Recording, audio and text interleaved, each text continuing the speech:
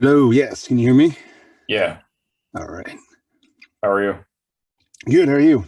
Good. Thanks for willing to do this. Yeah, yeah, absolutely. My pleasure. So I could just jump around then before getting to Fire Emblem. Yeah, absolutely. So are you originally from California? Yeah, so I'm from SoCal. Yeah, been here just about my whole life. Actually lived in New York for about 15 years and then ended up moving back to LA for voiceover full time. When did you start professionally doing VO then? Let's see. So full time I've been doing this for about 5 years. I think I took my first lesson ever in 2012, I think. Okay. Um, yeah, and then full time was about 2017. So, Is there a special story of how you got into SAG too? uh, not really. I mean, the first ever union job I did was a game in 2017, I think, called Thief of Thieves. Yep. So yeah, that was my first ever union job, and then I think the other one that got me in was that made me a must join was I was a narrator for an app called Hooked. It's a bunch of stories and whatnot, and so I was a narrator on a few of those stories. So yeah, that's pretty much how I became a must join into SAG. Mhm. Is there an outlet of voiceover that you predominantly work in, or do you kind of cover everything, it seems like? Yeah, I mean I pretty much do everything. Most of the stuff I do is ranging from commercial, some promo. I do a little bit of trailers, corporate, and then yeah, video games has been kind of like a more more lucrative thing that has been popping up for me the last few years. Mhm. Have you had any anime audition opportunities? I've done a few like independent animes, but as far as the major studios, probably only had like 4 or 5 auditions, maybe. Okay. And especially now with the whole Crunchyroll thing being exclusively out of Texas, the anime opportunity is probably going to become less and less lucrative for people like me that are out of town. Mhm. So yeah, I mean, anime itself, something I was thinking about when I got into VO, but I know like the rates and the hours and whatnot are kind of they're not the best for that type of work. So, Right. but yeah, I mean, I'm always open to do more anime if the opportunity arises. So in terms of characters, or I guess VO in general, what do you think the most emotionally involved headspace you've had to go is? Let's see. I haven't had to cry or anything yet for any of my characters. Um, Trying to think. Any, I think for I think on one of the games I did, I can't remember the name of it. I had to play like 5 characters. I'd be like a 6-year-old king, and then I'd be a like a orc type of creature. Um, then I'd be a villager who lost his family. They didn't want any crying in that in that role. Mhm. Then I was a teenager, uh, and then I became a possessed. I think another possessed villager. So I kind of had to run the kind of run the emotional gamut for that project. Yeah. So you've gotten to perform with yourself too, then a lot. Yeah, interact. Yeah, a lot of talking to myself, talking to iterations of myself. Yeah, it becomes a very common theme for me. What about there's probably multiple cases, but where you've had to alter your voice the most significantly?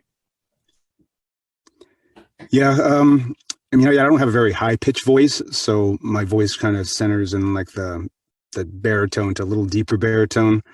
I can't get into the deep as far as the Tatashore Yeah. range. So yeah, so my voice has a lot of rasp to it, also natural rasp and graveliness to it. So yeah, I can channel those type of characters pretty easily. And then for the younger ones, I think my age limit is probably around like the mid to late 20s, I think. So Mhm. yeah. So yeah, my spectrums I'm comfortable with where my spectrum is and I think where I'm most believable. Yeah. So was Fire Emblem just a pretty general audition? Yeah, I mean, I think they reached out to me. It wasn't through an agent or anything. So yeah, they gave me like three different characters to audition with, and then I think Galzus stuck with them the most. And yeah, it was pretty easy. I think they got a hold of me like a month later. We ended up recording sometime last year, and yeah, the session itself was pretty quick. I think it was only like 20-30 minutes. Yeah. Well, having interviewed Caitlin Galt as well, do you remember like being directed by her? Yeah, she was great. Yeah, I think it's her and a couple other creatives, and yeah, she's a great director. She's a actor's director.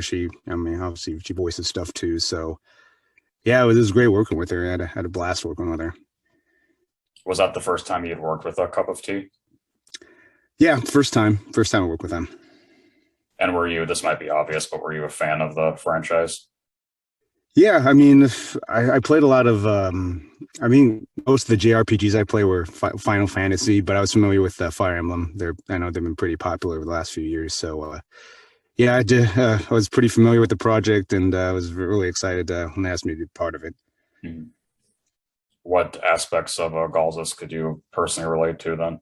I do a lot of, yeah, he's a very introspective character. He has a lot of brooding. He has a lot of loss and pain in his life. I wouldn't say I'm as tortured as he is, but yeah, there are aspects where I can draw on failures and misfortunes and kind of use that to channel the character.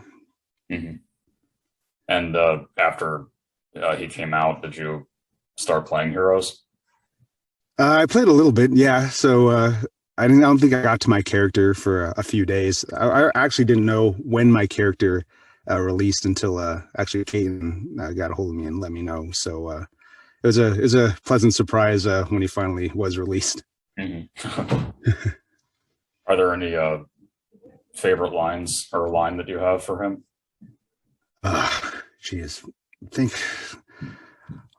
the only thing I remember really is a lot of the emotes, like the that type of stuff. Yeah. As far as the specific lines, I can't even remember because it's a cold read, so I don't remember any of the lines. They showed it to me and then it was gone right after the session. So yeah, I'm not sure if you've even looked it up, but most of the general consensus comments are people that are just saying they could listen to your performance as him all day.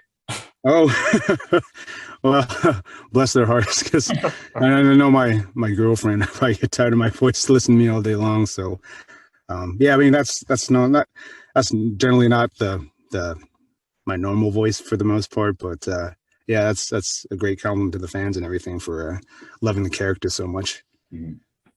Well, it seems like it seems like it's pretty close to your natural voice. Yeah, yeah. Now my voice on the weekends gets a little thinner, especially after you eat a bunch of things. But yeah, if during the week when I record, and I normally have to keep my voice just fueled with water for the most of the day. Otherwise, it gets kind of temperamental if I eat certain things. So yeah, so my voice kind of has to stay there under certain situations. And since you mentioned it earlier, which anime were or are you personally a fan of the most? Well, yeah, I think Demon Slayer's a great one. Yeah. But the ones I connect with the most were from I guess the early '80s. They're probably not considered anime, but it's pretty much what helped me fuel my interest in voice acting was Voltron, Mask, MASK. I don't know if you guys remember that. It's like guys in souped up vehicles with special masks that have superpowers and all that stuff on them. Yeah, that He-Man, Thundercats, all the classics. Yeah. I mean, I'm a big nostalgic retro type of fan, so all that stuff is just it fuels my passion as far as why I got into this in the first place. Mm-hmm. Well, then it sounds like you were doing other stuff before getting into voiceover full time. Yeah, so Yeah, so in college, I studied some theater and mainly studied film, but I got my degree in English lit. I did a year abroad, studied some theater over there, came back, did some PA on a couple movies and TV shows. And then in the downtime, I ended up actually going into the culinary field. I was a chef for about 13, 14 years. Oh, That's what I ended up moving to New York for. And during that time, I was PA on a few Food Network shows for Bobby Flay and Rachel Ray. And then for some reason, just the voice acting always kind of just stuck in my head for some reason. So while I was over there, just doing lessons and workshops and coaching and everything else, and eventually just kind of just rolled into just becoming my full-time career now. So it's been quite a journey for me, a lot of ups and downs, but still enjoying the ride so far. yeah. Was there ever any major aspiration to pursue on camera, or was it always voiceover? No, it was always voice acting. I mean, I like I just like the playing pretend and imagination type part of it, but I also love the anonymity of it, where you can just be in a role, be present in a role, and then have everyone on the street have no idea who you are or what you do. So I always like that part of just kind of being anonymous, and then just loving the craft of it all. Mm-hmm. And with how many outlets of VO that you work in, do you often voice match major celebrities, or? Not. I don't think my voice sounds like a whole lot of people. I've gotten some voice match auditions for I don't know. I don't even know. I don't even think they sound like me, but I think the closest one I got was one for Josh Lucas. He does all the Home Depot ads and whatnot. Someone said my voice kind of resembled his, so I've done that before. Okay. Yeah. Well, so is there anything else that's upcoming that you're part of that you can safely talk about? Not that I can safely talk, because I don't even know when. A lot of the times they don't even tell me when a lot of the stuff that I've done are released, so I'm not sure when I'm allowed to talk about them. I know there was one major game that I recorded last year. Also, I did like a few roles in that one. Okay. They said it'll be released sometime this year. I don't know if it already is released. I don't think it is. They said they'd tell me. I haven't been told anything yet. That'll be upcoming. They said it's a pretty big game. It's like it's a refresh of a game that's like 10, 15 years old. There's aspects of anime and fantasy and time travel. So I'm really looking forward to seeing what this game is, because I have no idea what it is. Well, my final question then is always asking, what do you want your legacy to be? Just just someone that's works hard, just nice to people, and just gave people a journey into a character that hopefully they enjoyed and have a connection to. I mean, for the most part, I just love working with people and interacting with people like yourself, and hopefully making the world much more exciting and imaginative for people. Mm-hmm. And is there anything that you want to say to the Fire Emblem community? I know all the Fire Emblem fans are very passionate and very into that world. So I hope they all enjoyed it. I hope I was able to do the character justice and give them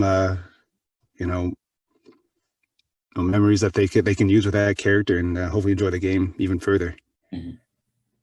Well, thank you. I'm glad that we got to do this. Absolutely. Thanks so much, Chris. Yeah. Bye. All right.